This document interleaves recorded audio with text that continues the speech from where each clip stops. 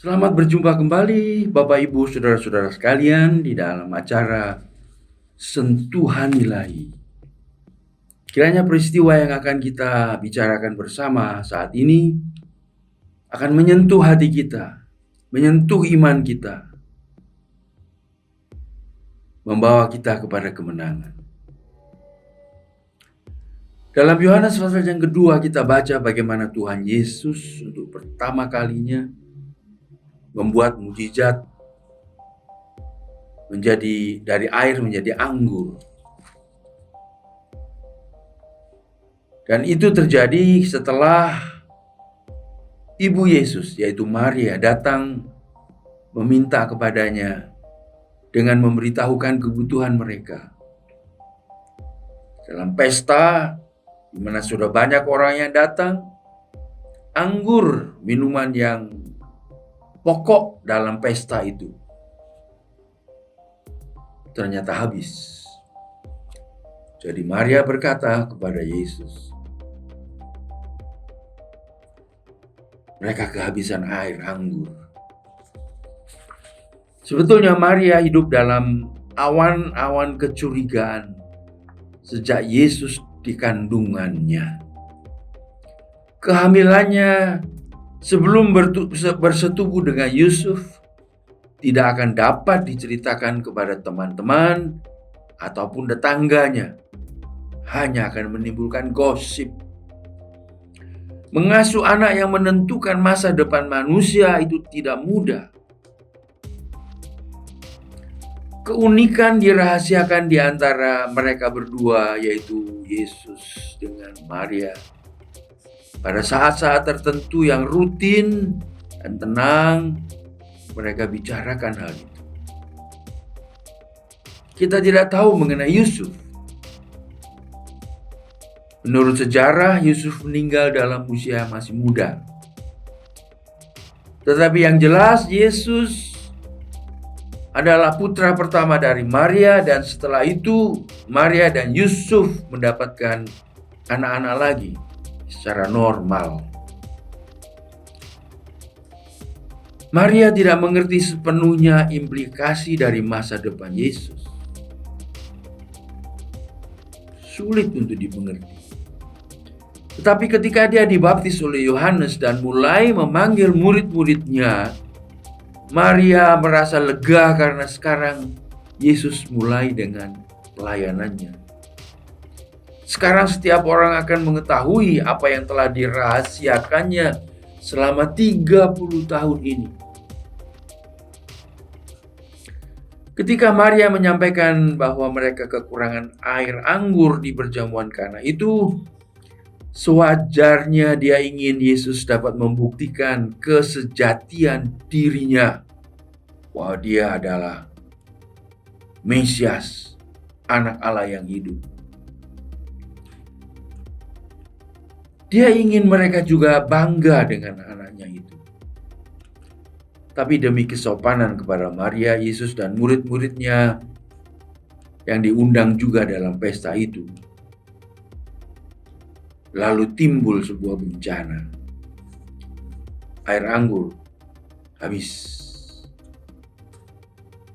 Yesus telah mulai pelayanannya karena dia sudah mulai memanggil murid-muridnya dan mereka mengikut dia. Tentu menurut Maria, sekarang Yesus dapat memakai kuasa ilahinya. Dan saya akan bangga sekali. Akhirnya, mujizat yang akan dikerjakan oleh Yesus menjadi pembuktian untuk membela dia dari tuduhan perselingkuhan selama ini. Mereka kekurangan anggur, katanya dengan mendesak kepada Yesus. Tapi jawaban Yesus kedengaran tajam dan tidak sopan. Mau apakah engkau daripadaku, ibu? Saatku belum tiba.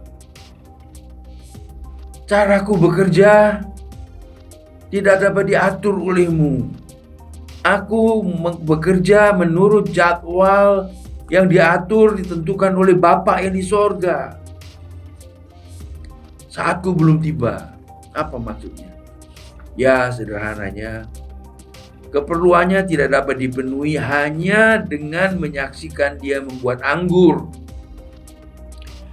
Jika Yesus membuat mujizat, itu bukan untuk membela ibunya, tetapi untuk menyatakan kemuliaannya. Setelah mengklarifikasi hal ini, Yesus membuat mujizat dengan mengubah air menjadi anggur di tempat pesta. Mujizat yang pertama diadakan di tempat pesta, bukan di bait Allah. Bukan sementara orang berdoa menyembah Tuhan, tidak. Sementara rame-rame orang berpesta, makan, minum, mengenyangkan diri. Di situ Yesus membuat mujizat. Yesus ingin supaya tujuannya jelas, yaitu untuk menyatakan bahwa dia benar-benar Kristus penyelamat, khususnya penyelamat mereka yang menikah dan keluarganya yang kehabisan air anggur.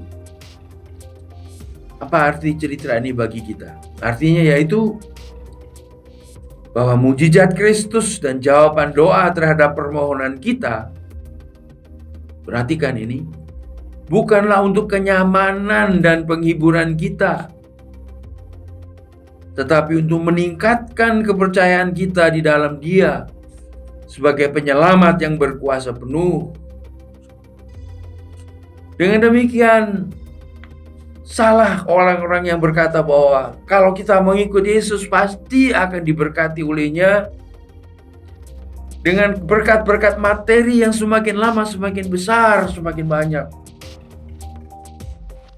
Dulu ada satu kalimat yang sering disebut-sebut oleh beberapa orang yang suka, yang percaya, dan menganggap bahwa kalimat ini benar, yaitu yang mengatakan bahwa claim it, name it, claim it. Sebutkan saja, klaim, maka apa yang kau sebutkan akan menjadi milikmu. Kalau hari ini engkau memerlukan sebuah mobil, sebutkan saja, saya akan mendapat mobil. Klaim mobil itu. Allah bekerja tidak seperti itu. Itu omong kosong. Pengkhotbah-pengkhotbah yang tidak mengetahui firman Tuhan, tidak mengenal cara kerja Allah, yang berkata seperti itu. Yesus melakukan hal-hal yang besar dalam situasi-situasi kita, dimaksudkan supaya membuat kita mempercayakan diri sepenuhnya kepadanya. Mujizat itu harus merubah iman kita menjadi semakin percaya, semakin berserah kepadanya. Bukan untuk menyenangkan diri, bukan untuk membanggakan diri, tetapi untuk menyerahkan diri kita kepada Tuhan. Semoga iman kita yang percaya bahwa Yesus akan membuat mujizat untuk kita akan dibersihkan dari unsur-unsur yang salah, dari motivasi-motivasi pribadi yang egois. Iman kita dibersihkan, dan semakin iman kita murni di atas landasan imanmu yang murni, kata firman Tuhan, kita akan bisa melihat bagaimana Tuhan bekerja dalam hidup kita. God bless you, bless your family, bless your work. Stay close to the Lord. Amen.